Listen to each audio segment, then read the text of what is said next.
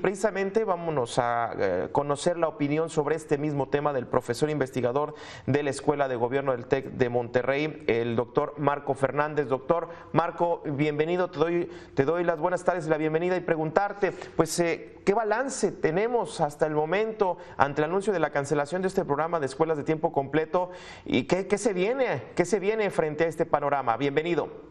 Hola, muy buenas tardes. Pues sí, en efecto, hace ya prácticamente 2 semanas el gobierno federal hizo el anuncio de la confirmación de la cancelación de las escuelas de tiempo completo.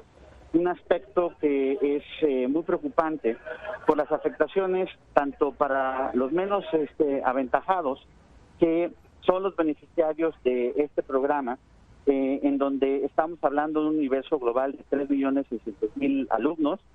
Poco más de 1.600.000 de ellos recibían alimentos a través de lonches, de desayunos en las escuelas de tiempo completo. Este programa se financiaba mayoritariamente con recursos del gobierno federal y con el complemento del gobierno de los estados, ¿no?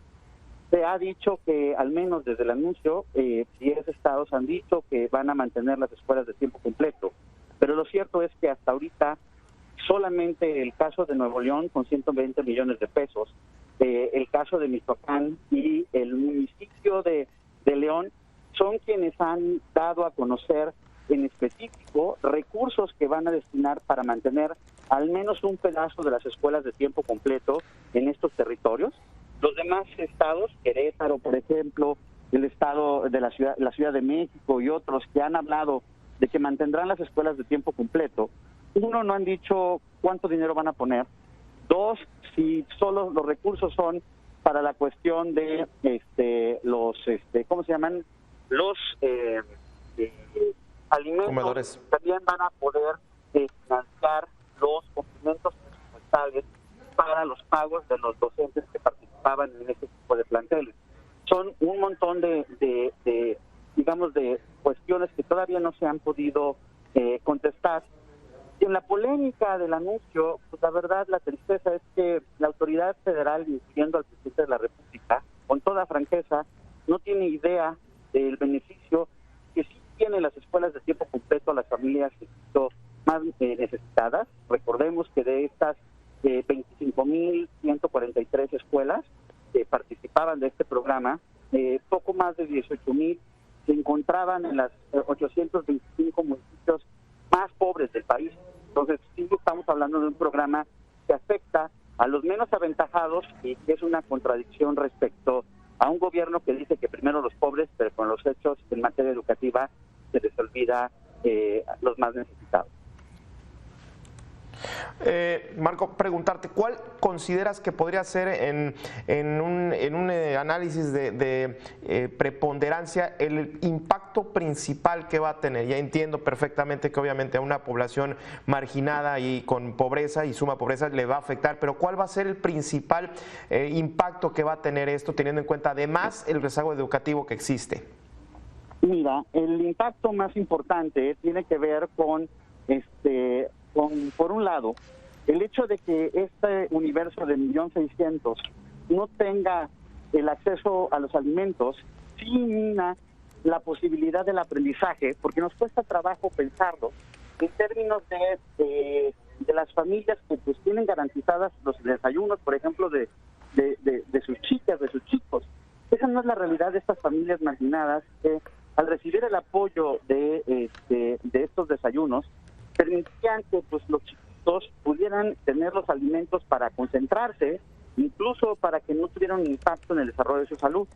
Segundo, el hecho de que tú cortes el tiempo que están los chicos en las escuelas de cara a una emergencia educativa como es de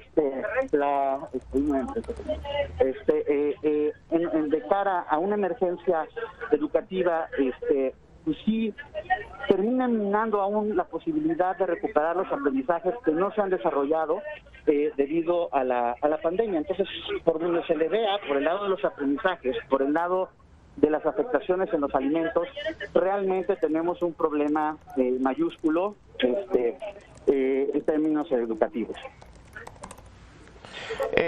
Entendería entonces, la lógica de la cancelación de este programa sería entonces la austeridad, sería entonces el recurso en sí, Marco. La lógica, desde mi punto de vista, tiene que ver, por un lado, el retrato de cómo el gobierno federal desprecia el tema educativo, en primer lugar. En segundo, cuando va y dice que porque el dinero se va a ir a las escuelas nuestra, un programa supuestamente destinado a apoyar la infraestructura educativa, lo que no dice el gobierno federal tiene que ver cómo la Auditoría Superior de la Federación ha encontrado problemas de opacidad y de presunta corrupción en este programa de las escuelas nuestra, al grado que los denominados siervos de la nación han obligado a los comités de padres de familia que reciben los recursos de este programa de escuelas nuestras a hacer las reparaciones con ciertas personas, con ciertas empresas que les acercan los siervos de la nación bajo la amenaza de que si no lo hacen les van a retirar los apoyos. Entonces, si tú tienes una lógica política y no una lógica de política educativa para atender a los más necesitados, pues vas y haces este tipo de decisiones y al mismo tiempo tú dices que no hay recursos para poder tener más dinero para escuelas de tiempo completo, pero despilfarras el dinero en obras como Dos Bocas que van muy por arriba ya de lo autorizado por el Congreso y que no van a tener el beneficio social que sí tendría el programa de escuelas de tiempo completo en materia educativa. Ahora, una última pregunta para ir cerrando esta charla, Marco. ¿De qué tamaño es el rezago educativo que ni siquiera la propia SEP tiene? ¿Qué tan profundo estamos hablando del impacto que tuvo la pandemia en las clases, sobre todo en básica, en preescolar, inicial, en primaria y secundaria? Si ya estamos hablando de un rezago educativo muy fuerte, muy profundo, vaya, ¿cómo se suma esto a ese rezago educativo, Marco? Mira, lamentablemente hay solo dos estados, el estado de Nuevo León y Guanajuato, que sí hicieron sus evaluaciones diagnósticas, para dar cuenta del tamaño de la afectación en materia educativa. Y en esos estados se encontró que estamos hablando de un impacto por lo menos casi de 2 años de retraso escolar. Que no se nos olvide, para quien nos está escuchando, que previo a la pandemia teníamos un problema ya serio en el país de aprendizajes deficientes que lamentablemente la pandemia todavía empeoró y incrementó las desigualdades educativas en la sociedad. Preocupa mucho que el resto del país no tiene este tipo de diagnóstico, que la autoridad federal, ahí bajo la perorata de la austeridad republicana, no destinó dinero para dar cuenta del tamaño de las afectaciones. Y yo pregunto, ¿tú no sabes cuál es el tamaño del problema? ¿Cómo enfocas tus acciones educativas para corregirlo?